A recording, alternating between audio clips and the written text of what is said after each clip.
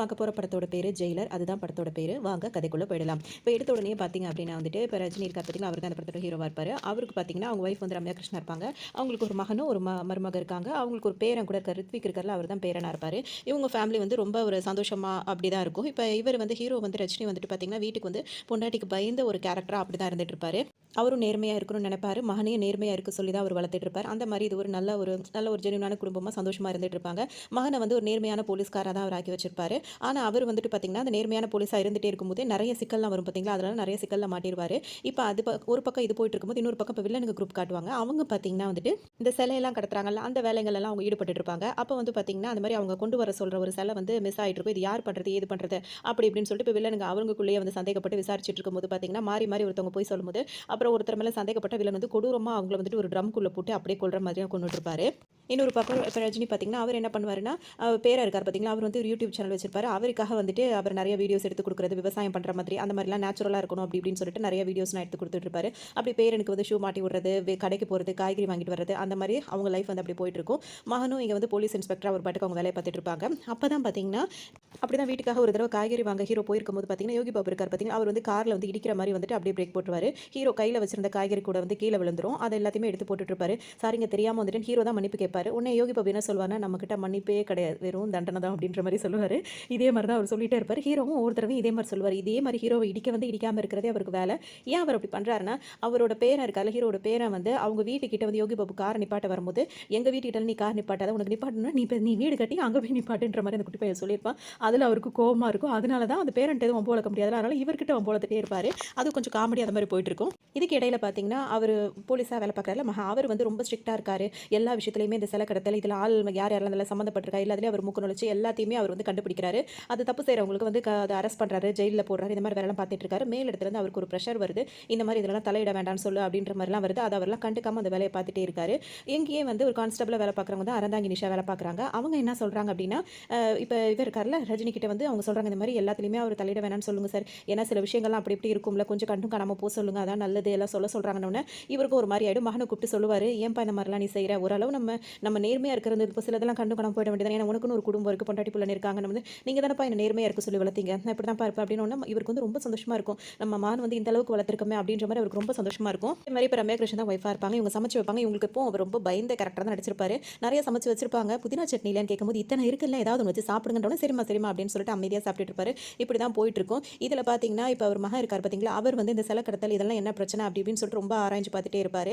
ஒரு நேரம் வந்து எல்லாரும் சொல்லி பார்த்துட்டு பெரிய பிரச்சனைகளாகும். இதுக்கு இடையில வில்லன் இருக்காருல்ல, அவரும் ஒரு தடவை, அதாவது யாருன்னா சரவணன் இருக்காருல்ல, அவர் கூப்பிட்டு கொஞ்சம் மிரட்டி அனுப்புவார். அதாவது ரஜினியவே கூப்பிட்டு மிரட்டி அனுப்புவார். ஏதோ உன் பையன் வந்து இதெல்லாம் தலையிட வேணாம்னு சொல்லு, நாலு பிள்ளை அவனை ஏதாவது பண்ணிட்டாங்கன்னா அப்போ நம்ம பொறுப்பாக முடியாது அப்படி இப்படின்னு சொல்லுவாங்க. இப்போ இவருக்கு ஒரு மாதிரி பயமே வந்துடும். அந்த அளவுக்கு இது வந்து பெரிய விஷயமா போதா, மங்கிட்ட இனிமே சொல்லணும், எச்சரிக்கையாக இருக்க சொல்லணும், இதெல்லாம் தலையிட வேணாம்னு சொல்லணும்னு சொல்லிட்டு நினச்சிட்டே இருப்பார். ஆனால் அன்னைக்கு நைட்டு பார்த்தீங்கன்னா அவர் வீட்டுக்கே வந்திருக்க மாட்டார். சார் போலீஸ் வேலையில் இதெல்லாம் சகஜம், நைட் டியூட்டி கூட ஏதாவது இருக்கும் அப்படின்னு சொல்லிட்டு அவங்க அமைதியாக இருப்பாங்க. காலையிலேயே வெயிட் பண்ணி பார்த்து வரலன்ற உடனே இவர் இப்போ ரஜினி என்ன செய்வார்னா, அதாவது இன்ஸ்பெக்டருக்கு அங்கே உள்ள எல்லாருக்குமே ஃபோன் போட்டு விசாரிச்சுட்டே இருப்பார். இன்னும் என் பையன் வரல அப்படின்னு சொல்லிட்டே இருப்பார். இப்போ அங்கே உள்ளவங்களும் பார்த்தீங்கன்னா என்ன இன்னும் வரலையா அப்படி இப்படின்னு சொல்லிட்டு என்ன சொல்லுவாங்கன்னா, இப்போ குடும்பமே வந்து ரொம்ப ஒரு மாதிரி யோசனையிலே இருப்பாங்க, இன்னும் காணுமே அப்படி இப்படின்னு. இவரும் யார் யாருக்கெல்லாம் தெரிஞ்சவங்களும் அவங்க எல்லாத்தையுமே போய் விசாரிப்பார். மெயினாக அவரை கூப்பிட்டு மிரட்டினார் பார்த்தீங்களா அந்த சரவணன், அவர்கிட்டே நேரில் போயிட்டு வந்து கேட்பார், இந்த மாதிரி என் பையன் எங்கே அப்படின்னு கேட்கும்போது, நாங்கள் தான் அப்போவே சொன்னோம் இதெல்லாம் தலையிட வேணான்னு, உன் பையன் கேட்டானா அப்படி இப்படின்னு சொல்லிட்டு அவர் சொல்லுவது இவருக்கு ரொம்ப வருத்தமாக இருக்கும். அங்கேயும் அவர் எவ்வளோ சொல்வார், நான் இந்த இதில் தலையிட வேணான்னு சொல்லிடுறேன், நான் பார்த்துக்கிறேன், என் பையன் இருந்தால் போதும் அப்படி இப்படின்னு போது, எங்களுக்குலாம் தெரியாது, நாங்கள் முன்னாடியே சொன்னோம், நீங்கள் எதுவும் கேட்கல, இதுக்கு மேலே பிரச்சனை கைமீறி போச்சு, நான் சொல்லிட்டேன் அப்படின்ற மாதிரி அவங்களும் கண்டிப்பாங்க. இப்போ என்ன செய்யுதுன்னே தெரியாது. இவருக்கு ஒரு மாதிரி சங்கடமாகவே இருக்கும். வீட்டுக்கு வருவார். அப்படியே ஒரு நாள் 2 நாள் போயிட்டே இருக்கும். மகன் வீட்டுக்கு வந்த பாடாவே இல்லை. ஒரு கட்டத்தில் பிறந்தாங்க நிஷாவை வந்து என்ன சொல்லுவாங்க, இதுக்கு தான் சார் அப்பயே சொன்னோம் அப்படின்னு எல்லாரும் அவங்கவுங்க பங்குக்கு இதே தான் சொல்லுவாங்க. இப்போ குடும்பமே வந்து ரொம்ப விரக்தியாகவும் மனசுடைஞ்சும் போயிடுவாங்க. கடைசியில் நியூஸ் எப்படி வந்துடும் அப்படின்னா, இந்த மாதிரி ஒரு இன்ஸ்பெக்டரே காணும், அவரை வந்து ஏதோ பண்ணிட்டாங்க அப்படின்றதுனால இப்போ இன்ஸ்பெக்டர் மேலே உள்ள அதிகாரிகளாக என்ன சொல்லுவாங்கன்னா, இந்த மாதிரி நீங்கள் அந்த விஷயத்தை வந்து பப்ளிசிட்டி பண்ணாதீங்க, ஏன்னா ஒரு இன்ஸ்பெக்டருக்கே இந்த மாதிரி ஒரு நிலைமை அப்படின்னா அது வந்து சரியாக இருக்காது. ஸோ இதை வந்து அப்படியே அமைதியாக மறைச்ச மாதிரி இருக்கட்டும், நம்ம சைலண்டாகவே உங்கள் மகனை தேடித்தரோம் அப்படின்ற மாதிரி டிபார்ட்மெண்ட்லேருந்து சொல்லுவாங்க.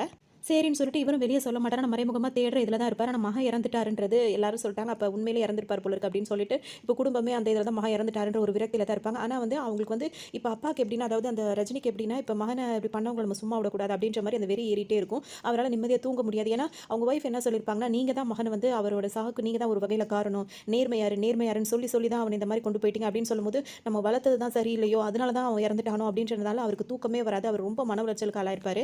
ஒரு மாதிரி சோகமாக தான் இருப்பார். ஆனால் வந்துட்டு அவரோட பேரன் தான் அவருக்கு ஒரு ஆறுதலா இருக்கும். அந்த பேரன கூட்டிட்டு வெளிய ஸ்கூல் போறது வரது அப்படியே தான் இருந்துட்டு இருப்பாங்க. அப்ப அந்த பேரன் வந்து ஐஸ்கிரீம் கேட்பாருன்னு சொல்லிட்டு ஐஸ்கிரீம் வாங்க போம்போது, அவர் வந்துட்டு ஒரு ஃப்ளேவர மறைச்சு வச்சிருப்பாரு அந்த ஐஸ்கிரீம் கடைக்காரரு. உடனே இந்த குட்டி பையன் என்ன சொல்வான்னா, அவர்ட்ட இருக்கும். அவர் ஒரு சில பேர் வந்து கேட்டா தான் குடுப்பாரு. நீங்களே உள்ள எட்டி பாருங்கன்னோன, அவரும் உள்ள போய் எட்டி பார்த்துட்டு இருப்பாரு. அதுக்குள்ள ஆட்டோல வந்துட்டு கத்தி எடுத்துட்டு ஒருத்தர் வந்துட்டு அந்த பேரன வந்து வெட்ட வருவாங்க. அத அவர் பார்த்துட்டு பேரன காப்பாத்திருவாரு. உடனே அவனுங்க வந்து அப்படியே மிரட்டிட்டே போயிடுவாங்க. அங்க வந்து ரவுடிங்களா அந்த மாரி பண்ணிடுவாங்க. இவருக்கு ஒரு மாரி மனசு ரொம்ப கஷ்டமா இருக்கும். இப்ப வீட்டுக்கு வந்த உடனே மனசுல வில்லா இருக்காருல்ல, அவர் வந்துட்டு கால் பண்ணுவாரு. கால் பண்ணி, "உன் பேரன காப்பாத்திட்டியா? இதுக்கு மேல நீ எத்தன தடவ நீ காப்பாத்துவ? 10 தடவ? 100 தடவ? 6 தடவ? நான் அத்தன தடவையும் நான் ஆள் அனுப்பிட்டே இருப்பேன். உன் பேரன், உன் மருமக, உன் பொண்டாட்டின்னு ஒவ்வொருத்தரையா நான் கொல்லுவேன்." அப்படி இப்படின்னு சொல்லுவாரு. அப்பவும் ரஜினி சொல்லுவாரு, "அதெல்லாம் பண்ணாதீங்க. நான் பண்ணது தப்பு தான். அதாவது நான் இனிமே இந்த இதுல வந்து முன்னாடியே சொல்லியிருக்கணும். நான் வேணா என் பையன் பண்ணதுக்கு வந்து நான் உங்க கால்ல வேணா வந்து விழுறேன். எங்க ஃபேமிலி எதுவும் பண்ணாதீங்க." அப்படி இப்படின்னு சொல்லிட்டு ஃபோன்ல சொல்லுவாரு. அப்பவும் அவரு கேட்க மாட்டாரு. இதே தான் அடுத்தடுத்து நடக்கும்.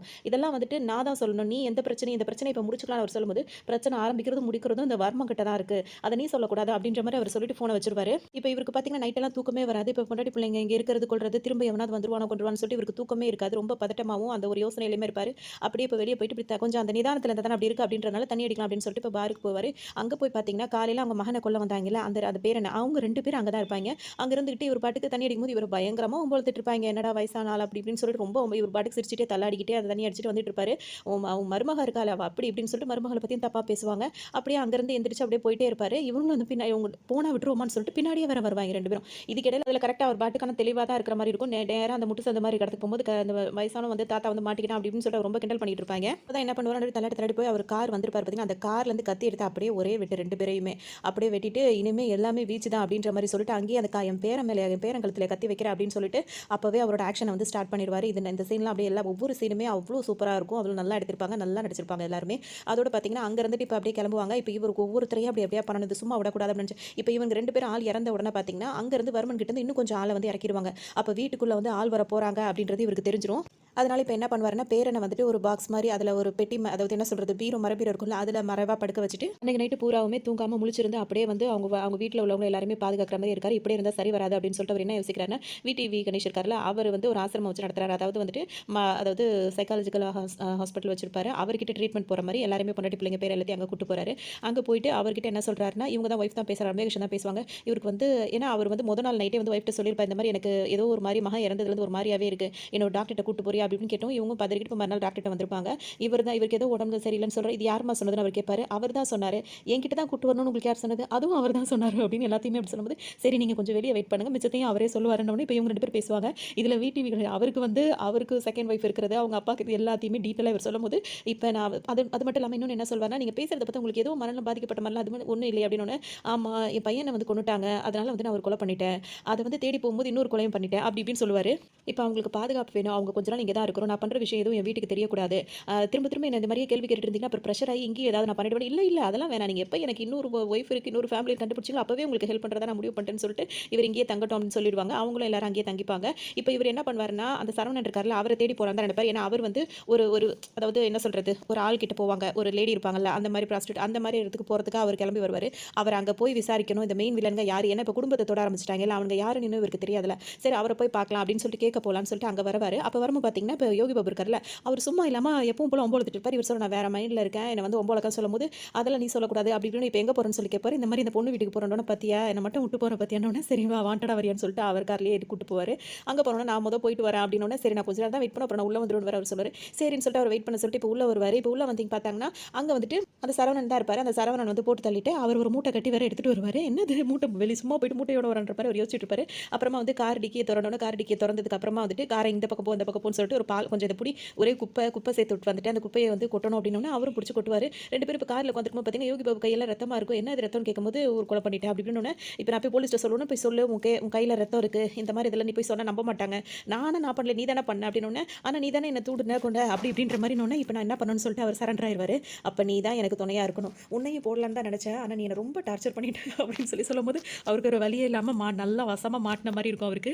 அப்பத்துலேருந்து இவருக்கு அவர் அடிமைன்ன மாரி இவர் பின்னாடியே இப்ப அவர் கூடயே தான் இருந்தாகணும். நீ இந்த கேஸ்லாம் முடியிற வரைக்கும் நீ இங்கிருந்து எங்கேயும் போகக்கூடாதுன்னோனே, சரின்ட்டு இவர் கூடயே அவரும் இருப்பாரு. இப்போ ஹீரோ வந்து என்ன செய்றாருன்னா, இப்ப நம்ம மட்டும் இது பண்ணிட்டு இருந்தா சரி வராது. நம்ம இப்ப சரவுண்டிங்ல நமக்கு தெரிஞ்சவங்கள போய் பார்க்கணும்னு சொல்லிட்டு பெங்களூர்ல ஒரு ஆள பார்க்கலாம் அப்படின்னு சொல்லிட்டு இப்ப கிளம்புறாரு. அங்க நரசிம்மா இருக்கார்ல, அவர போய் பார்க்கலாம் அப்படின்னு சொல்லிட்டு, அவரு தெலுங்கு சூப்பர் ஸ்டார் அவர போய் பார்க்கலாம் அப்படின்னு சொல்லிட்டு கிளம்பும்போது பார்த்தீங்கன்னா, அங்க உள்ளவர் வந்து அந்த குட்டையா இருப்பார்ல, அவர் வந்துட்டு கத்தி வச்சு யார பார்க்குறோன்ற உடனே அவர் வந்துட்டு இந்த மாரி பேர் சொல்லி அவரோட ஃப்ரெண்ட் வெளிய வந்து யார்கிட்ட கத்தி வச்சு மிரட்டுறேன்னு சொல்லிட்டு அவர தலைகீழ ஃபேன்ல கட்டி தொங்க விட்டுருவாரு. உடனே இவரு ரஜினி வந்து சிபாரிசு பண்ணிட்டே இருப்பாரு. பாவம் தானே தெரியாம தானேன்னா அவர் ஃபேன 2ல வை அப்படின்னு போதும் அவுத்து விட்டுருங்கனோட ஃபேன 3ல வை அப்படின்னு அவர் என்ன சொல்லுவாருன்னா, ஐயா நீங்க எனக்கு இறக்கமே பட வேணாம். நான் 1லயே சுத்திட்டு போறேன்ற மாரி அவர் சொல்லிட்டு இருப்பாரு. அந்த மாரி அந்த சீன் காமெடியா போனாலும் இப்ப இவர் என்ன பண்றாரு அப்படின்னா, இவர் எதுக்காக வந்திருக்காருன்னா, இவர்ட்ட நல்லா ட்ரெய்னிங் எடுத்த 4 பேர வந்து கேட்க வந்திருக்காரு. அவங்களும் நல்லா அந்த அதாவது என்ன சொல்றது, தூரத்திலருந்து சுடுறது, ஸ்னைப்பர் ஷூட்டிங்லாம் இருக்குல்ல, அதெல்லாம் நல்லா தெளிவா பண்றவங்கலாம் நல்லா தேர்ச்சி பெற்ற ஆளுங்களா ஒரு 4 பேர வந்து நல்ல பாடிகார்ட் மாரி ஆளுங்கள வந்து இவர் தான் இனிமே உங்களுக்கு வந்து தலைவர். அவர் சொல்றத நீங்க கேட்கணும் அப்படி இப்படின்னு அவங்களும் இப்ப வந்துருவாங்க. இப்ப ஏதோ ஒரு பிளான் பண்ணி தான் இப்ப இவங்களலாம் கூப்பிட்டுட்டு இருக்காங்க. இப்ப அந்த சிலை கடத்துற ஆளுங்கலாம் இருக்காங்கல்ல, அவங்களோட கான்டாக்ட் வந்து இவருக்கு தெரியல சொல்லி கேட்கும்போது, அவங்க என்ன சொல்லுவாங்கன்னா, எனக்கு தெரியாது. ஆனா வர வழிய தான் தெரியும். இந்த வழியில தான் வருவாங்க அப்படின்ற மட்டும் தகவல் கிடைக்கும். உடனே யோகி பாபு கிட்ட ஒரு சிலைய குடுத்துட்டு உட்கார வச்சுருவாரு. அவர் வரப்போற வண்டியெல்லாம் வந்துட்டு சிலை கீழ விழுந்துருச்சு, சிலை கீழ விழுந்துருச்சுன்னு சொல்லணும். ஆனா யார்ட்டருந்து சிலை கடத்திட்டு போறாங்களோ, அவங்க கீழ விழுந்தா வந்து எடுப்பாங்கல்ல,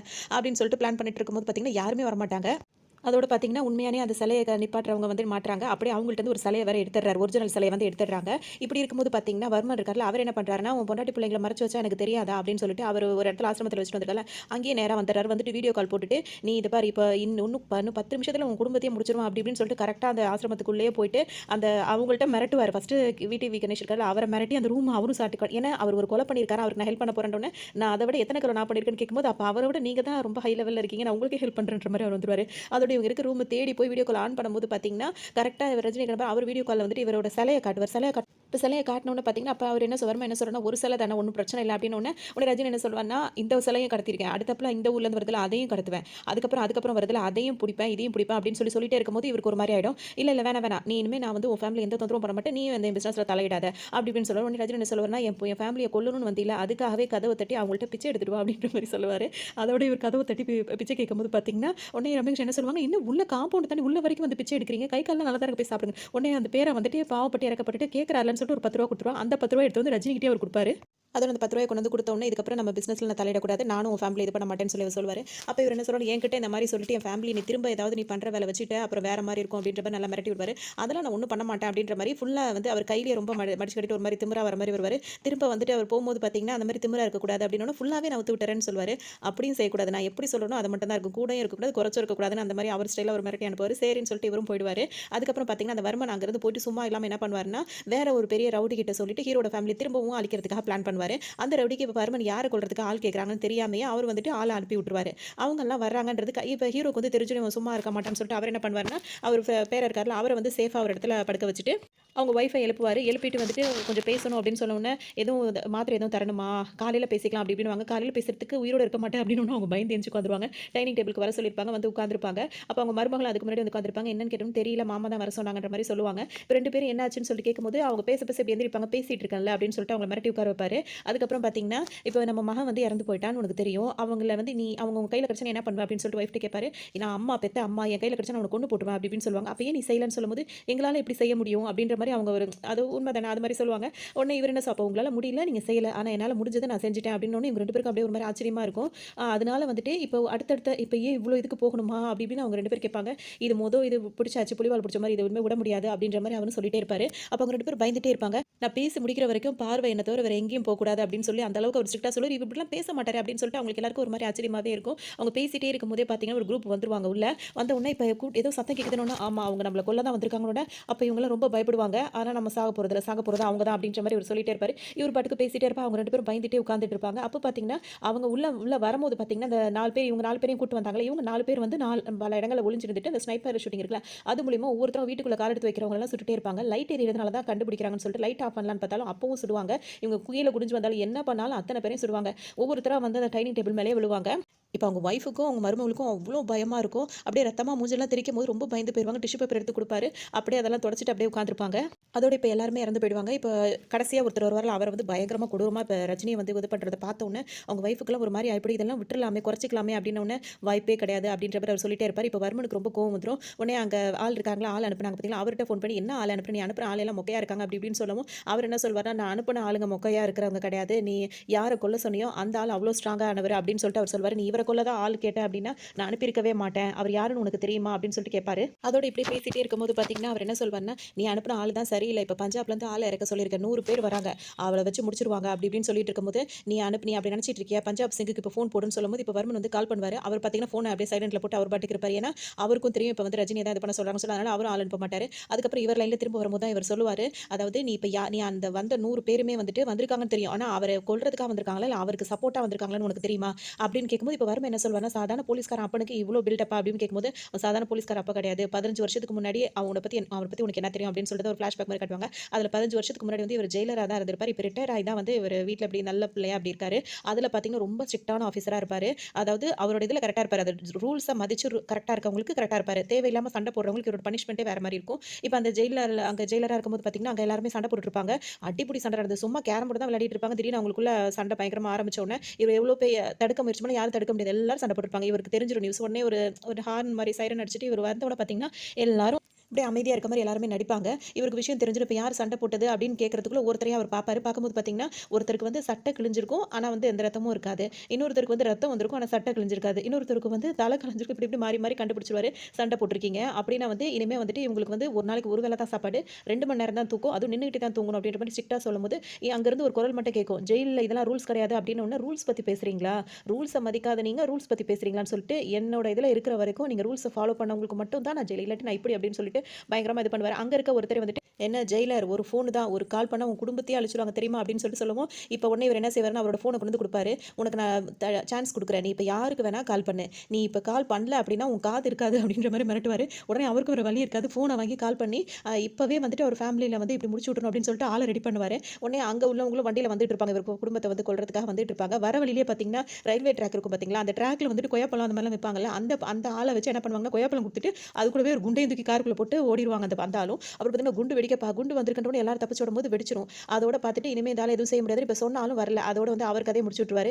இந்த இடத்துல தான் வந்து இப்போ இதுக்கு முன்னாடி ஆள் இறக்குனால வர்மா கேட்டார், அவர் இந்த கதையெல்லாம் சொல்வார். அந்த மாதிரி அவர் அவ்வளோ வந்து ரொம்ப ஸ்ட்ரிக்டான ஆள், அந்த இடத்துல தான் நானும் இருந்திருக்கேன் அப்படின்னு சொல்வார். அப்பத்துலேருந்தே இவர் ரஜினி இவரெல்லாம் ஃப்ரெண்ட்ஸ், அதாவது இவங்க இன்னும் நிறைய பேர் இவர் ரஜினி வந்து யார் யாரெல்லாம் கான்டாக்ட் வச்சிருக்காரு எல்லாருமே இவங்க அப்பத்துலேருந்தே ஃப்ரெண்ட்ஸ் தான் அப்படின்றது இப்போ தான் அவர் சொல்லும்போது இவருக்கு ஒரு மாதிரி ஆகிடும். அப்புறம் தான் இங்கே காட்டுவாங்க, இந்த பஞ்சாப்லேருந்து 100 பேர் இறங்கினாங்களா, அவங்க 100 பேருமே வந்து ரஜினி பின்னாடி வந்து நிற்பாங்க. அதாவது அவருக்கு துணையாக வந்து நிற்கும் போது பார்த்தீங்கன்னா இப்போ ஒரு நேராக வர்மனை தேடியே வந்துருவார். இதான் சாக்கு. அதோட அவரும் ரொம்ப பயந்துட்டு நிற்பாரு. அதோட பார்த்தீங்கன்னா இங்கே சூப்பராக பிஜிஎம்லாம் போட்டு அப்படியே இங்கே வரும்போது பார்த்தீங்கன்னா வர்மனுக்கு ஒரு மாதிரி ஆகிடும். வந்து நின்று ஒரு பார்த்தீங்கன்னா இதுக்கு முன்னாடி வர இவங்க 2 பேரோட மீட்டிங்லலாம் பார்த்தீங்கன்னா வர்மனும் அவங்க ஆளுங்க என்ன பண்ணுவாங்கன்னா இவரை வம்பு வளர்க்கறதுக்காகவே இவர், அதாவது வெறி ஏறி இருக்கிறவங்களுக்கு இன்னும் கொஞ்சம் வெறி ஏற்றணும்னா, அதாவது என்ன சொல்கிறது, அவங்க கோவமாக இருக்கும்போது பாட்டு போட்டு நம்ம டான்ஸ் ஆடிட்டு இருந்தால் அவங்களுக்கு எவ்வளோ கோவம் வரும். அந்த மாதிரி இந்த அது என்ன படம், அது ஜீன்ஸ் படத்தில் உள்ள கண்ணோடு காண்பதெல்லாம் ஒரு சாங் வரும்ல, அந்த சாங்கை போட்டு போட்டு டான்ஸ் ஆடிட்டு இருப்பாங்க. அதெல்லாம் காமெடின்னு சொல்கிறது சொல்லி நல்லா இருக்கும் ஆனால் பார்க்குறதுக்கு. அந்த மாதிரி வெறி ஏற்றிட்டு இருப்பாங்க. இப்போ செம்மையாக மாசா இறங்கி வந்துட்டு பார்த்தீங்கன்னா எல்லாரையும் அடிச்சு போடுவார். இப்போ வர்மனையும் அடிச்சு போட்டு கழுத்தில் காலை வச்சு மிதிக்க போயிட்டு இருப்பாரு. அந்த டைம் வந்து ஒரே ஒரு ஃபோன் கால் அப்படின்னு சொன்னோன்னே, போடு நீ யாருக்கு வேணா ஃபோனை போடு, அதோட உன் கதை பிடிச்சி அப்படி இப்படி சொல்லிட்டு இருப்பாரு. டக்குனு இவர் என்ன பண்ணுவாருன்னு வீடியோ கால் டக்கு டக்குன்னு போட்டுவார். போட்ட உடனே அந்த சீன் ரொம்ப சூப்பராக இருக்கும். உன் அப்பனே வந்தாலும் உன்னை காப்பாற்ற முடியாதுன்னு உன் அப்பா சொல்கிறான்டா அப்படின்னு சொல்லிட்டு அவங்க மகன் தான் வந்து வீடியோ காலில் இருப்பார். அப்படியே ரஜினிக்கு காட்டும்போது பார்த்தீங்கன்னா அப்படியே ஆள் உறைஞ்சு போயிடுவார். அப்படியே அவருக்கு ஒன்றுமே புரியாது. இவ்வளோ நாளாக மகன் இறந்து போயிட்டா நினச்சிட்டு இப்போ மகன் உயிரோட தான் இருக்கார் அப்படின்ற விஷயம் இப்போ தான் அவருக்கு தெரியுது. ஒரு மாதிரி ஷாக் ஆகிடுவார். உடனே இவர் எந்திரிச்சுட்டு திரும்பவும் உட்காந்துக்கிட்டு அந்த கண்ணோடு காண்பதெல்லாம் பாட்டை போட்டுட்டு எல்லாரோடையும் ஆடிட்டு இருப்பார். அப்படியே ஒரு பொறுமையாக அடக்கிட்டு அவர் ஐபுலையும் அடக்கிட்டே அப்படியே இருப்பார், கோவமாக இருப்பார். இப்போ என்ன சொல்வாருன்னா, என் மகன் எனக்கு கொடுத்துரு, நான் இனிமேல் எந்த பிரச்சனையும் வரமாட்டேன் அப்படின்னு ரஜினி சொல்லும்போது இவர் என்ன சொல்வாருன்னா, நீ ரொம்ப ஆட்டம் காட்டிட்டு அந்த வர்ம சொல்வார், அதனால நீ என்ன பண்ணுறேன்னா, உனக்கு ஊர் ஃபுல்லாக ஆள் இருக்கிறதுனால நீ என்ன பண்ணுற, நீ சும்மா உன் மகனை கேட்டால் கொடுத்துருவோமா, ஆந்திராவில் வந்து ஒரு கிரீடம் ஒன்று இருக்குது, அது வந்து சத்ரபதி சிவாஜி இருக்கார்ல, அவர் வந்து அதை வந்து பரிசாக கொடுத்தது, அந்த கிரீடம் வந்து ரொம்ப விலை முடிக்க முடியாதது, அந்த கிரீடத்தை வந்து எனக்கு எடுத்து கூட உன் மகனை விட்டுறேன் அப்படின்னு சொல்லவும், திருடுறது தப்பு, வேற ஏதாவது வேணா கேளு நான் செஞ்சு தரேன்னு சொல்லும்போது எனக்கு அதுதான் வேணும் அப்படின்னு சொல்லவும், சரின்னு சொல்லிட்டு இப்போ வழியில் ஒரு மகனை காப்பாற்றுறதுக்காக அந்த வேலையில் முயற்சியில் இப்போ இறங்குவார். அப்போ வர்மன் என்ன சொல்வார்னா, நீ சொல்கிறதெல்லாம் நம்ப முடியாது, என்னோட ஆளுங்க 2 பேரும் உன் கூடவே இருப்பாங்க, அவங்க என்ன சொல்கிறாங்களோ அதை மட்டும் தான் நம்பணும்னு சரி அவங்களே கூட்டி வருவார். இப்போ இவர்கிட்ட வந்து இப்போ அந்த கிரீடம் இருக்குல்ல, அதை எடுக்கிறதுக்கு இப்போ என்ன தான் வழி, யார்கிட்ட தான் பர்மிஷன் கேட்கணும் அப்படின்னும் அந்த கிரீடம் வந்து அரசாங்கத்துக்கு சொந்தமானது, அது எல்லாருக்கும் வந்து இது பண்ண முடியாது. அதுக்காக வந்து ஒரு 5 பேருக்கு மட்டும் தான் ரைட்ஸ் இருக்குது, அதை நேரில் போய் பார்க்கறது கொள்றதுக்கு. ஒன்று வந்து அமிதாப் பச்சன், அதுக்கப்புறம் வந்து அடுத்து வந்து ரத்தன் டாட்டா, அது மாதிரி ஒரு 4-5 பேர் சொல்லிட்டு அப்புறம் கடைசியாக வந்து பிளாஸ் மோகன் சொல்லும்போது, அது யார் பிளாஸ் மோகன் கேட்கும்போது பார்த்தீங்கன்னா, ஏன்னா அவங்களோட இடத்துல தான் அந்த கோவில், அதாவது அந்த கிரீடம் அந்த மாதிரிலாம் அமைக்கப்பட்டிருக்கு, அதனால அந்த வாரிசில் வந்ததுனால இவருக்கு அந்த போய் பார்க்கறதுக்கு உண்டான ரைட்ஸ் வந்து இவர்கிட்ட டேக் அப்படின்னு சொல்லுவாங்க. சரியான காமெடியாக இருக்கும் இவர் வர சீனெல்லாம் வந்துட்டு. அந்த மாதிரி கொஞ்ச நேரம் வந்தாலும் செம்மையாக சிரிக்க வச்சிருப்பாரு. அந்த மாதிரி இவரை பார்த்தா அது நடக்கும் அப்படின்னு இவருக்கு வந்து என்னன்னா ஒரு நல்ல ஆனால் இவர் வந்து ஒரு டம்மி பீஸ் மாதிரி தான். அவரை வந்து தன்னை பெரிய ஒரு ஹீரோவாக நினச்சிக்கிறாரு. அவர் நிறைய சொத்து பத்துலாம் இருக்கான அவர் ஒரு ஹீரோவாக ஆகணும், ஒரு படம் நடிக்கணும் அப்படின்னு சொல்லிட்டு நினச்சிட்டு இருப்பாரு. அதுக்காக இவரை போய் சரி அப்போ நம்ம போடுற பிளானுக்கு இவர் தான் சரியான ஆளுன்னு சொல்லிட்டு முடிவு பண்ணிடுவாங்க. இப்போ இவர் வந்து படம் எடுத்துட்டு இருப்பாரு. இவர் வந்து ஒரு ஹீரோவாக நடிக்கணும். இவருக்கு வந்து டேரக்டராக ஒருத்தர் இருப்பார்ல, அவர் ஒருத்தர். ஹீரோயினா வந்து யார் இருப்பாங்கன்னா தமன்னாவை தான் காம்னான்னு சொல்லிட்டு இருப்பாங்க. இப்போ காம்னாவை வந்து இந்த பிளாஸ் மோகன் வந்து லவ் பண்ணுவார். அவங்களுக்காக நிறைய விலை மதிக்க முடியாத கிஃப்ட் எல்லாம் வாங்கி அந்த இவர் இருக்கார்ல யார் நடுவில் ஒரு மீடியேட்டர், அதாவது டேரக்டர் மாதிரி அவர்கிட்ட சொல்லி சொல்லி கொண்டு போய் கொடுக்க சொல்வார். ஆனால் அவர் என்ன வேலை பார்ப்பாருன்னா காம்னா கிட்ட போயிட்டு எல்லாமே வந்துட்டு அவர் கொடுக்குற மாதிரி அவர் லவ் பண்ணுற மாதிரியே ப்ரொபோஸ் எல்லாம் பண்ணி வச்சிருப்பாரு. இவங்களை பொறுத்த வரைக்கும் இவர் தான் எல்லாம் பண்ணுறாங்கன்னு சொல்லிட்டு இவங்களும் வந்து ஓகே சொல்லி வாங்கி வச்சுட்டு எல்லாத்தையுமே இது பண்ணிட்டு இருப்பாங்க. இப்படியே போயிட்டு இருக்கும். அந்த ரஜினியோட ஆள்லாம் இருக்காங்க, அவங்களும் அந்த விஷயத்தை கண்டுபிடிச்சு வந்து சொல்லும் போது இது தப்பு இல்லைன்னு கேட்கும்போது பயங்கர தப்பு அப்படின்னு சொல்லி எல்லாம் சொல்லுவாங்க. உடனே வந்துட்டு இவரும் அந்த இவங்க லவ் பண்ணுறாங்களே இப்போ அந்த டேரக்டரும் இவங்க ரெண்டு பேரும் மீட் பண்ணலாம்னு சொல்லிட்டு நினைக்கும் போது பார்த்தீங்கன்னா ரஜினியோட ஆளுங்க எல்லாருமே அவங்கள மீட் பண்ணவே விட மாட்டாங்க. இதுக்கு இடையில வந்துட்டு அந்த இவர் இருக்கார்ல அந்த கிங்ஸ்லி அவரோட காமெடியும் வந்துட்டு பார்த்தீங்கன்னா, அதுவும் கொஞ்சம் கொஞ்சம் நேரம் வரதா இருந்தாலும் எல்லாருமே சூப்பரா இருக்கும்.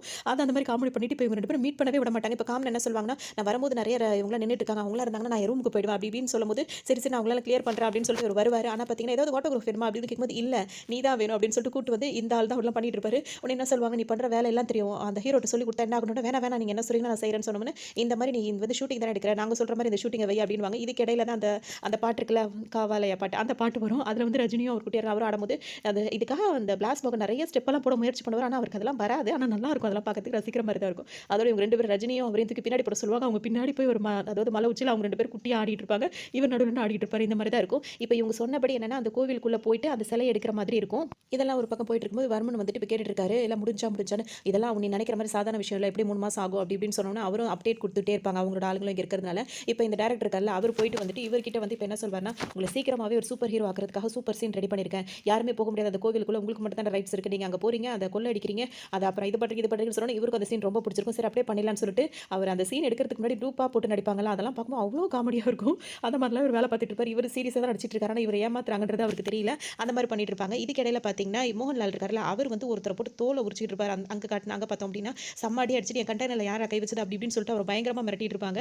அப்புறமா தான் இப்போ ரஜினி வந்து அவர் மீட் பண்ண வந்திருக்காருன்ற உடனே என்ன விஷயம் என்னதுன்னு கேட்கும்போது பார்த்தீங்கன்னா, நீங்க நானே வந்திருப்பேன், நீங்க சொன்ன நானே வந்திருப்பேன் அவர் சொல்லும் போது எனக்கு தானே தேவை, அப்போ நான் தானே வரணும்னு கரெக்டான விஷயம் தான், நமக்கு தேவை உள்ளவங்க தானே தேடி போகணும் அப்படின்ற மாதிரி இருக்கும். அதோட சரின்னு சொல்லிட்டு இப்போ என்ன விஷயம் கேட்கும்போது இந்த மாதிரி ஒரு சில விஷயம் அப்படி இப்படின்னு சொல்லும்போது மகனுக்காக சிலையை கடத்துற தப்பாச்சே, பேசாம மகனை கடத்த சொன்னவனை கொண்டுருவோமா அப்படி இப்படின்னு கேட்கும்போது இல்லை வேணாம் அது என் பிரச்சனை, அதை நான் பார்த்துக்கிறேன், எனக்கு கொஞ்சம் உதவி மட்டும் வேணும் அப்படின்னு அவர் வந்து சிசிடிவி மூலமா வந்துட்டு அங்கே இருக்கிறாங்கல்ல, அதாவது என்ன சொல்றது, அவங்க யாரெல்லாம் கடத்த சொல்கிறாங்களோ அவங்களெல்லாம் ஷூட் பண்ணிடலாம். அந்த அளவுக்கு அவங்களுக்குலாம் வந்து இருக்கும். இருந்தாலும் இப்போ அவங்க கேட்கறத கடத்தி கொடுத்துட்டு இந்த மாதிரி பண்ணுவோம் அப்படின்ற மாதிரி இவங்க அரேஞ்ச் பண்ணுவாங்க. இப்போ இங்கே பார்த்தீங்கன்னா இந்த ஷூட்டிங் வந்து எடுத்தாகணும். அதாவது இவர் போய் அந்த அந்த கிரீடத்தை எடுத்துட்டு வேற கிரீடத்தை மாற்றி வைக்கணும். இது வந்து ஒரு இது மாதிரி செய்கிறாங்க. அதே டைம்லேயே வந்துட்டு ஒரிஜினல் கிரீடத்தை வந்து கை மாற்றிடலாம் அப்படின்றது. ஆனால் எடுத்தது வந்து பிளாஸ் மோகன் மேலே பழி போடலான்ற மாதிரி தான் அவங்க ஷூட்டிங் அது மாதிரி தான் பிளான் பண்ணி செஞ்சாங்க. அந்த டேரக்டரும் ஒரு விஷயம் வெளியே வரக்கூடாதுன்றலாம் ஒத்துக்கிட்டாரு. இப்போ பிளாஸ் மோகன் வந்து சீனுக்காக தான் நடிச்சார். ஆனால் அதை வாய்ப்பை பயன்படுத்தி அவங்க உண்மையான இதை வந்து தூக்கிட்டாங்க. அந்த அதாவது அந்த இது இருக்குல்ல, அந்த க்ரௌண்ட் இருக்குல்ல, அதை வந்து தூக்கிட்டாங்க. இப்போ வந்து இந்த இது வந்து அந்த கோவிலோட ஃபுட்டேஜ் இருக்கும் பார்த்தீங்களா, அதில் வந்து சேர்த்துருப்பாங்க. அதை பார்த்துட்டு சிபிசிஐடி வரைக்கும் விஷயம் போயிட்டு இப்போ அவங்கலாம் வரும்போது என்ன டொனேஷன் இது வேணுமான்னு சொல்லிட்டு இவர் கேட்பாரு. டொனேஷன்லாம் இல்லை, க்ரோனுன்னு சொல்லும்போது டக்குன்னு இவர் சொல்லுவது கவுனா யாரோட கவுனு அப்படின்னு சொல்லிட்டு கேட்பாரு. இவர் வந்து அவசரத்தில் வந்ததுனால அந்த தலையில் மாட்டுற அந்த டோஃபா இருக்குல்ல, அது கூட சரியாக மாட்டாமல் இந்த மாதிரி விஷயத்துக்கு மாட்டிட்டு உட்காந்துருப்பாரு. செம்ம காமெடியாக இருக்கும். அதோட அவருக்கு விஷயமே தெரியாது. அப்புறமா தான் அவங்க அந்த வீடியோ காட்டுவாங்க. இந்த மாதிரி பார்த்தீங்களா, நீங்கள் தான் அதை போய் எடுத்திருக்கீங்கன்ற உடனே டக்குன்னு என்ன சொல்வார்னா, தட் இஸ் பிளாஸ் மோகன் ரியலிஸ்டிக் பர்ஃபார்மர் அப்படின்னு சொல்லிட்டு தன்னை பெருமைப்பட்டு போறேன்.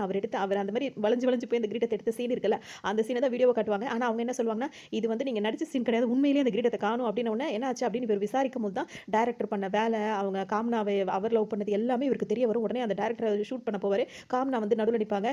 ரியல் லவ்வா, உனக்காக எவ்வளோ நான் இழந்திருக்கேன், இப்போ நான் உன்னையே விட்டு கொடுக்குறேன் அப்படின்னு சொல்லிட்டு அவர் அங்கேருந்து ஜென்யூனாக போயிடுவார். இப்போ பிளாஸ் மோகன் எவ்வளவோ சொல்லுவார், இது வந்து சினிமா ஷூட்டிங் அப்படின்னு சொல்லும்போது அவங்க நம்ப மாட்டாங்க. இந்த மாதிரி உண்மையிலே காண போயிருக்கு, இது கிடைக்கல அப்படின்னா உங்களை தான் அரெஸ்ட் பண்ணுவோம் அப்படின்ற மாதிரி சொல்லுவோம். இவருக்கே ஒரு மாதிரி ஆகிடும், இவ்வளோ போய் பிரச்சனை ஆயிடுச்சு அப்படின்னு சொல்லிட்டு. அதோட உண்மையான கிரீடத்தையும் வந்து எடுத்துகிட்டு போயிட்டாங்களா. இப்போ அதை வந்து அது ஒரிஜினல் தானே அப்படின்னு செக் பண்ணுறதுக்காக போயிட்டு இருக்கும்போது பார்த்தீங்கன்னா, இப்போ ஆள் இருக்காங்கல்ல, ஆப்போசிட்டில் வந்து ஒரு பெரிய வண்டியில் வந்து ஒரு குரூப் வந்துடும். அந்த குரூப் வந்து இந்த சிலையை கடத்துறதுக்காக வந்துருவாங்க. வந்துட்டு பார்த்தீங்கன்னா இப்போ இவங்க 2 பேருக்குமே சண்டை நடக்கும். அதாவது ரஜினியோட டீமுக்கும் சண்டை நடக்கும், வந்து அதை திருடிட்டு போகிற காலத்தில் அவங்களுக்கும் சண்டை நடக்கும். பெரிய பிளாஸ்டிங்லாம் நடந்துகிட்டே இருக்கும். அவ்வளோ நல்லா இருக்கும் எல்லா சீனும் பார்க்கறதுக்கு. எல்லாம் முடிச்ச உடனே பார்த்தீங்கன்னா ஒரு வழியாக அந்த சிலையை வந்துட்டு ஒரு வழியாக காப்பாற்றிடுவாங்க. நிறுத்திடுவாங்க. இந்த சண்டைய பார்த்தீங்கன்னா, ரஜினியோட ஆளுங்கலாம் இருக்காங்கல்ல, அதாவது இப்ப மோகன்லால் கிட்ட இருந்தும் ஆளுங்கள கூட்டு வந்திருக்காங்க. எல்லாருமே சண்டை போடுவாங்க. ஆனா வந்து ரஜினியும் சண்டை போடுவார். ஒரு வேளை எல்லாரையும் அடிச்சு தொரச்சு எல்லாத்தையும் அனுப்பி விட்டுட்டு பார்க்கும்போது பார்த்தீங்கன்னா, இப்ப இவர் கூட இருந்த எல்லா அந்த பாடிகார்ட்ஸும் வந்து இறந்து போயிருப்பாங்க. என்னடா இப்படி ஆயிடுச்சு அப்படின்ற மாதிரி இருக்கும். அப்புறமா தான் தெரிய வரும், இந்த சண்டையில வந்து நடந்தது எல்லாமே ஒரு ட்ராமா தான். அதாவது என்ன சொல்றது, அந்த மாரி ஒரு ஆளுங்கள வர வச்சதும் ட்ராமா தான். இவங்க ஆளுங்கலாம் இறந்து போன மாரி இருந்தாங்க பார்த்தீங்களா, அது எல்லாமே ட்ராமா தான். இவங்க எல்லாருமே வந்தவங்களும் சரி, இருந்தவங்களும் சரி, இறந்தவங்களும் சரி எல்லாருமே வந்து இப்ப ரஜினியோட ஃப்ரெண்ட்ஸ் எல்லாருமே இவங்கலாம் அவங்கலாம் சேர்ந்த ஒரு ஆள் தான். அதோட சேர்த்து இப்ப வில்லனுங்கள நம்ப வைக்கிறதுக்காக தான் இந்த மாதிரி, அதாவது வர்மன வந்து கன்ஃப்யூஸ் பண்றதுக்காக தான். ஒருவேளை இந்த கிரீடத்தையும் வர்மன் கிட்ட குடுத்து அனுப்பிருவாங்க. கிரீடம் வந்து கிடைச்சிருச்சு. ஆனா இவ்ளோ போராட்டத்துக்கு அப்புறம் தான் கிடைச்சிருச்சுன்னா, அவருக்கு சந்தோஷம் தாங்க முடியாது. அந்த கிரீடத்த பார்த்தோனே அவருக்கு அவ்ளோ ஒரு மாதிரி இருக்கும். அத பார்த்துட்டு ரொம்ப சந்தோஷப்படுவாரு. உடனே அவர் மகன் இருக்கார்ல போலீஸ், அந்த ரஜினியோட மகன் வந்து வெளிய வரும்போது பார்த்தீங்கன்னா, அவர் ஒரு மாரியான கோலத்துல வெளிய வருவாரு. அவர் என்ன சொல்லுவார், வந்தவுடனே என்ன சொல்வார்ன்னா, "நான் உன்ன தேடி வந்ததே வந்து உன்ன அரெஸ்ட் பண்றதுக்கு கிடையாது. உன் கூட சேர்ந்து டீல் பண்றதுக்காக தான் வந்தேன். நீ தான் புரிஞ்சுக்காம இவ்ளோ நாளா என்ன அடைச்சு போட்டு தேவையில்லாம டைம் வேஸ்ட் பண்ணிட்ட. நீ அப்பவே இத வந்து ஒத்துக்கிட்ட அப்டின்னா வந்து இந்த மாரி இருந்திருக்காது." அப்படி இப்படின்னு சொல்லுவாங்க. அவரும் வந்துட்டு என்ன சொல்வார்ன்னா, "பாத்தியா உன்ன வச்சே, ஆனா நான் நெனச்ச மாரி நடந்ததுனால தான் உன்ன வச்சே உங்க அப்பாவ வச்சு இந்த மாரி மிரட்டி இந்த மாரி சிலைய வாங்கிட்டேன்." அப்படி இப்படின்னு சொல்லும்போது, இப்ப அவன் மகன் என்ன சொல்வான்னா, "எங்க அப்பா இந்த மாரி ஒரு விஷயம் செஞ்சிருக்காரு அப்படின்னா, அது சும்மா செஞ்சிருக்க மாட்டாரு. அதுக்கு பின்னாடி ஏதாவது ஒரு பிளான் இருக்கும். இப்ப என்னால மட்டும் தான் அந்த சிலைய வந்து கடத்துனது பெரிய விஷயம் இல்ல. இத வித்து காசு ஆக்கணும்னா அது என்னால மட்டும் தான் முடியும்." அப்படி இப்படின்னு சொல்லுவாரு. நம்ம 2 பேரும் இப்ப பார்ட்னர்ஷிப்ல இருந்தா மட்டும் தான் அந்த வேலை நடக்கும் அப்படின்னு சொல்லவும், இப்ப அந்த சிலைய வந்துட்டு, அதாவது அந்த கிரீடத்த வந்துட்டு இப்ப அது ஒரிஜினலான்னு டெஸ்ட் பண்றதுக்காக குடுத்துருப்பாங்கல்ல, அங்க குடுக்கும்போது பார்த்தீங்கன்னா, அது வந்து டூப்ளிகேட்ன்னு தெரிய வரும். எத்தன தடவ திரும்ப திரும்ப செக் பண்ண சொல்லிட்டே இருப்பாங்க. திரும்ப திரும்ப செக் பண்ணும்போதும் அது டூப்ளிகேட் தான் அப்படின்றது தெரிய வரும். இவரு 2 பேரும் மட்டும் தான் இந்த இதுக்காக போயிருப்பாங்க. அந்த செக்கிங்காக போம்போது பார்த்தீங்கன்னா, அது ஒரிஜினல் தான் சொல்லுவாங்க. ஆனா இவங்க 2 பேருமே வந்துட்டு ஒரு கட்டத்தில வந்து ரஜினிக்காக மாறியிருப்பாங்க. இந்த பண்ற வேலை தப்புன்னு சொல்லிட்டு மாறியிருப்பாங்க. இப்ப அவங்க கொண்டு வந்தது டூப்ளிகேட் தான். அதாவது ரஜினி குடுத்து அனுப்பிச்சதே டூப்ளிகேட் சிலை தான். அதே மாரி சிலைய செஞ்சு கொண்டு வந்தது தான் அப்படின்றது இப்ப தான் அவருக்கு வர்மனுக்கு தெரிய வருது. இப்ப மகனுக்கு வந்து என்ன பண்ணுவாருன்னா, இதுக்கு இடையில வந்து இந்த சிலைய குடுத்ததுனால வந்து மகன வந்து அனுப்பி விட்டுருப்பாரு. இப்ப இந்த மகனும் வர்மனும் பேசுவாங்கல்ல, அதுல வந்து சில விஷயங்கள் வந்து மகன் வந்து என்ன சொல்லியிருப்பாரு, ரஜினியோட மகன் என்ன சொல்லியிருப்பாருன்னா, இந்த டீலிங்ல முடியும்போது எனக்கும் உனக்கும் 50, 50 அமௌண்ட் எடுத்துக்கிற மாதிரி இருக்கும். அது மட்டும் இல்லாம இத தடையா எங்க அப்பா மாரியே இருந்தாலும் பொழைக்க முடியாது. இப்படிலாம் இருந்தா தான் பொழைக்க முடியும். இத எதிர்க்க யாரா வந்தாலும் நம்ம அவங்கள முடிச்சிடணும். அது என் அப்பனா இருந்தாலும் சரிதான் அப்படின்றதெல்லாம் சொல்லிட்டு இருப்பாரு. இப்ப வருமனும் இதுக்கு ஒத்துக்கிறாரு. சரி, சரி இப்ப நீ அங்க போ அப்படின்னு சொல்லிட்டு, ஏன்னா சிலைய குடுத்தோனே அனுப்புறேன்னு சொன்னார்ல, அதனால அனுப்பி விட்டுருவாரு. இப்ப இந்த சிலைய வந்து செக்கிங்காக போயிருக்கு. நெறைய தடவ திரும்ப திரும்ப செக் பண்ணும்போது பார்த்தா, அது ஒரு போலி சிலைன்றது தெரிய வருது. இப்ப இது ஒரு பக்கம் இருக்கும்போது, இங்க மகன் வந்திருக்கார்ல, இந்த இடத்துல தங்கியிருக்காங்கல்ல, இப்ப வந்தவுடனே அப்பாவ கட்டிப்பிடிச்சு அழுவாரு. ஆனா அப்பா பார்த்தீங்கன்னா, என்ன பண்ணியிருப்பாருன்னா, என்ன சொல்றது, இங்க நடக்கிற எல்லா விஷயத்தையுமே வந்து அவருக்கு தெரிஞ்சிருக்கும். அது எப்படின்றது இப்ப பின்னாடி தான் தெரிய வரும். இப்ப எப்படி அப்படின்னா வந்து அந்த கிரீடம் இருக்கு பார்த்தீங்களா, அந்த கிரீடத்துல வந்து குட்டி கேமரா, ஹிட்டன் கேமரா இருக்குல்ல, அத வச்சிருப்பாங்க. இப்ப மகனும் அவங்க எல்லாரும் பேசுனது எல்லாத்தையுமே இவரு கேட்டிருப்பாரு. அவர் ரொம்ப கலங்கி போய் உட்கார்ந்திருப்பாரு. மகன் நம்ம தூக்கி வளர்த்த மகன் வந்து நேர்மையா இருப்பான்னு நெனச்சா இந்த அளவுக்கு ஆயிருக்கானே அப்படின்னு சொல்லிட்டு ரொம்ப உடைஞ்சு போயிருப்பாரு. இப்ப மகன் வந்திருப்பாரு. வந்தவுடனே அப்பாவ கட்டி பிடிச்சுட்டு அந்த மாரிலாம் இருக்கும்போது, வாங்கப்பா வீட்டுக்கு போலாம், அம்மாவ பார்க்கலாம் அப்படி இப்படின்னு இவரு சொல்லுவாரு. உடனே அப்பா என்ன கேட்பாருன்னா, இப்ப தானப்பா நம்ம வந்திருக்கோம். உன் பின்னாடி அவங்கலாம் வரதுக்கு வாய்ப்பு அதிகமா இருக்கு. அதனால ஒரு 2, 3 நாள் இருந்துட்டு இங்க ஃபார்மாலிட்டீஸ்லாம் போலீஸ் ஸ்டேஷன்ல அதெல்லாம் சைன் பண்ற வேலையெல்லாம் முடிச்சுட்டு, நம்ம ப்ராப்பரா ஊருக்கு போனா பிரச்சனைகள் எதுவும் இருக்காது அப்படின்னோனே, சரி அப்படின்னு சொல்லிட்டு நான் போய் கொஞ்ச நேரம் ரெஸ்ட் எடுக்கிறேன்னு சொல்லிட்டு அவரு போவாரு. உடனே இவரு வந்து ரஜினி கேட்பாருன்னா, அப்பா கிட்ட ஏதாவது சொல்லுமா அப்பான்னு சொல்லிட்டு கேட்பாரு. இல்லையப்பா அதான் எல்லாம் சொல்லிட்டேனேன்னு சொல்லிட்டு அவரு சொல்லுவாரு. அவர் என்ன எதிர்பார்க்குறாருன்னு தெரியாம ஏதோ பண்ணிட்டேன். இப்ப திருந்திட்டேன் அப்படின்னு ஏதாவது சொல்லுவாரான்னு சொல்லிட்டு எதிர்பார்க்குறாரு. ஆனா அவர் அப்படி இல்லாம அப்படின்னுக்கும் போய் ரூம்ல போய் ரெஸ்ட் எடுக்க போவாரு. ரூம்ல போய் அங்க போய் வருமனுக்கு தான் ஃபோன் பண்ணுவாரு. நான் அப்பவே சொன்னேன் பாத்தியா, இது புலிவால்ல இது வந்து புடிச்ச மாதிரி எங்க அப்பா இதுல இருக்காருன்னா எப்படி மாட்டுவோம் தெரியும்ல அப்படி இப்படின்னு சொல்லும்போது பார்த்தீங்கன்னா, அவருக்கே ஒரு மாரி இருக்கும். சரி விடு எப்படியாவது எங்க அப்பாவ சமாளிச்சுட்டு நான் அங்க வரேன். வந்துட்டு நான் திரும்ப அங்க வந்துட்டு அந்த சிலைய நம்ம எப்படியாவது பண்ற மாரி பார்க்கலாம் அப்படின்னு சொல்லிட்டு, இப்ப திரும்ப அப்பா கிட்ட வந்து என்ன சொல்வாருன்னா, நீங்க இதுல தலையிடாதீங்க. இப்ப நீங்க தலையிட்டீங்கன்னா இத்தன வருஷம் நான் போலீஸா இருந்து நான் இப்ப சாதிக்கணும்னு நினைக்கிற நேரத்துல வந்து உங்க பேர் தான் வரும். உங்களோட சப்போர்ட்ல தான் நான் சாதிச்ச மாரி இருக்கும். அதனால நீங்க இதுல வராதீங்க. நானே இந்த கேஸ முடிக்கிற மாரி முடிக்கிறேன் அப்படின்னு சொல்லுவாரு. அப்பவும் அவர் வந்து என்ன கேட்பாருன்னா, நான் வந்து ஏதாவது என்கிட்ட சொல்லுமாப்பா அப்படின்னு திரும்ப திரும்ப கேட்பாரு. அதெல்லாம் ஒண்ணும் இல்லப்பா அப்படின்னு சொல்லிட்டு போயிடுவாரு. இப்ப இவர் ரஜினியோட மகன் என்ன பண்றாருன்னா, வர்மன பார்க்க வராரு. ஏன்னா அந்த சிலைய விஷயமா பார்க்க வராரு. அவரும் சைலன்ட்டா இருக்காரு. மகன் இப்ப தன்னால வரட்டும். திரும்ப இவன புடிச்சு வைக்கணும்னு சொல்லிட்டு வராரு. வந்தவுடனே பார்த்தீங்க அப்படின்னா, மாரி கிண்டலா சிரிச்சிட்டு இருக்காரு. என்ன ஆச்சு அப்படி இப்படின்னு கேட்கும்போது அவர் என்ன சொல்வாருன்னா, உங்க அப்பா கொண்டு வந்து குடுத்தானே அந்த சிலை வந்து ஒரிஜினல் இல்ல டூப்ளிகேட்டா அப்படின்னோனே இவருக்கு ஒரு மாரி தூக்கி வாரி போட்டுரும். என்னது டூப்ளிகேட்டா அப்படின்னு சொன்னோனே அவருக்கே ஒரு மாரி ஆச்சரியமா இருக்கும். இதுக்கு இடையில அவர் 2 பேரும் அவரோட ஆளுங்கள வந்து அனுப்பியிருப்பார்ல. அவங்க 2 பேருமே சேர்ந்தே தனக்கு வந்து துரோகம் பண்ணிட்டாங்க அப்படின்னோனே வர்மனுக்கு ரொம்ப கோவம் வந்து அவங்க 2 பேரையுமே கொன்னுருவாரு. அதோட ரொம்ப கோவத்தோட உச்சத்திலே உட்கார்ந்திருப்பாரு. இதோட ஒரு முக்கியமான விஷயம் சொல்லட்டுமா? அந்த கிரீடத்துக்கு நடுவுல இத்துணூண்டு ஒரு கேமரா இருந்துச்சு அப்படின்னு சொல்லவும் என் மகனுக்கு அப்படியே தூக்கி வாரி போட்டுரும். ஏன்னா அப்ப நம்ம பேசினது எல்லாத்தையும் உங்க அப்பா கேட்டுட்டான் அப்படின்னு சொல்லும்போது, ஐயோ! இப்ப எல்லாம் நடந்தும் அப்புறமா இவரு சுதாரிச்சு என்ன சொல்லுவார்ன்னா, இவ்வளோ நான் பேசினதெல்லாம் தெரிஞ்சிருந்தும், இப்போ உன்ன பார்க்கறதுக்கு நான் வந்திருக்கேன்னும்போது அவர் அமைதியா இருக்காரு அப்படின்னா, அது வந்து என்ன சொல்றது, அவர் திரும்பவும் இங்க வருவாரு அப்படின்னு சொல்லிட்டு மகன் சொல்லுவாரு. அதோட பார்த்தீங்கன்னா, இவங்க சொல்லிட்டே இருக்கும்போது பார்த்தீங்கன்னா, ரஜினி அங்க என்ட்ரி ஆயிருவாரு. இவன் வந்த உடனே பார்த்தீங்கன்னா, பயங்கரமான சண்டை நடக்கும். எல்லாரையும் அடிச்சு போடுறது அந்த மாரி இருக்கும். நல்லாருக்கும் அந்த சண்டையெல்லாம் பார்க்கறதுக்கு. மகன் பார்த்தீங்கன்னா, டக்குனு போய் ஒளிஞ்சுக்குவாரு. அப்பா கண்ல படக்கூடாது அப்படின்னு சொல்லிட்டு, இவர் எல்லாரையும் கொன்னு முடிச்சுருவாரு. கடைசியில இப்ப வர்மன் கிட்ட வரும்போது அவர் என்ன பண்ணுவாருன்னா, அவர் வந்து வீடியோ கால்ல வந்துட்டு, உன் பொண்டாட்டி புள்ளைங்க கிட்ட வந்து என் ஆளுங்க நிக்கிறாங்க. அவங்கள இப்ப கொன்னுடுவாங்க. நான் ஒரு வார்த்தை சொன்னேன் அப்படின்னா வந்து கொன்னுடுவாங்க அப்படின்னு சொல்லிட்டு மிரட்டுவாரு. இதோட நிப்பாட்டிக்கலாம்.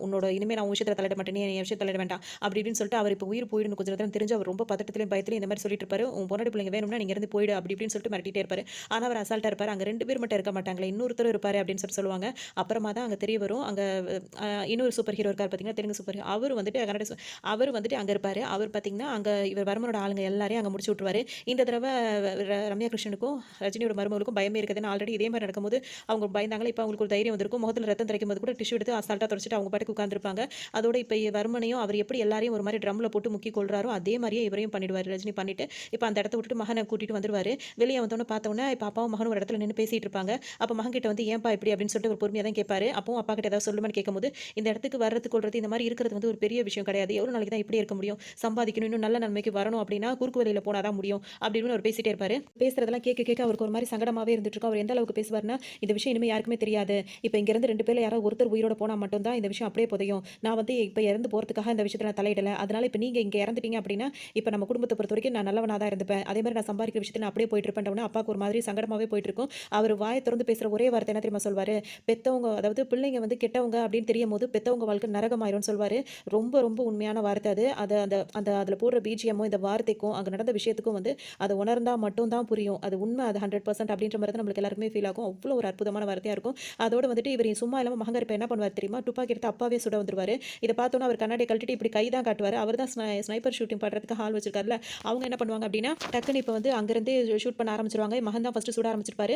அதோட அவங்க எல்லாரும் அங்கிருந்து சுட ஆரம்பிச்சோன அங்கேயே மகன் இறந்து போயிடுவாரு. அப்படியே ஏன்னா இப்ப வீட்ட பொறுத்தவரைக்கும் மகன் கிடைச்சத அவர் சொல்லியிருக்கவே மாட்டாரு. ஏன்னா அவர் வெளிய அந்த கிரீடத்துல அந்த கேமரா மாட்டி அனுப்புனோனே மகன் என்ன பேசுறாரு? ஒருவேளை வெளிய வந்தா என்ன பேசுறான்னு தெரியும். முதல்ல கெட்டவன்னு சொல்லிட்டு அவருக்கே தெரிய வருது.